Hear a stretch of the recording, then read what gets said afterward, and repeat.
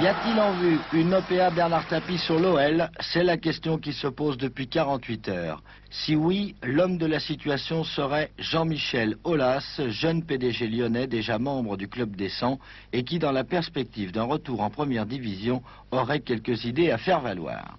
Si nous ambitionnons à 2 ou 3 ans d'avoir une équipe qui joue les premiers rôles pour pouvoir parvenir au niveau européen, les budgets sont sensiblement supérieurs.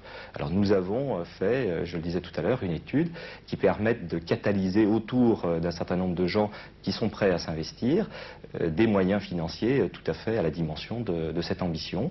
Il pourrait être des moyens liés à l'exploitation du club, mais aussi des moyens liés à la venue de joueurs tout à fait prestigieux qui pourraient s'insérer dans les équipes actuelles et donner un amalgame de qualité. Tout d'abord surpris, les dirigeants de l'OL, président en tête, enregistrent céder la place dans l'avenir peut-être, mais pour l'heure pas de révolution au sein d'un club reparti de bien bas. Et de rappeler que personne ne s'est bousculé au portillon quand tout allait mal. Depuis janvier 83, nous avons travaillé avec des moyens très modestes, je le dis bien très modestes. Nous avons même remboursé quelques dettes du club.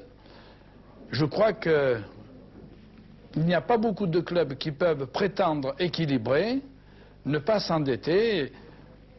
J'estime qu'il y a quand même des égards à avoir envers les dirigeants actuels. Il n'est pas de mon intention de m'accrocher à la tête du club. Par contre, rester au conseil d'administration, au comité directeur, travailler avec un jeune dirigeant dynamique, ambitieux et qui nous apportera peut-être les moyens dont nous avons besoin.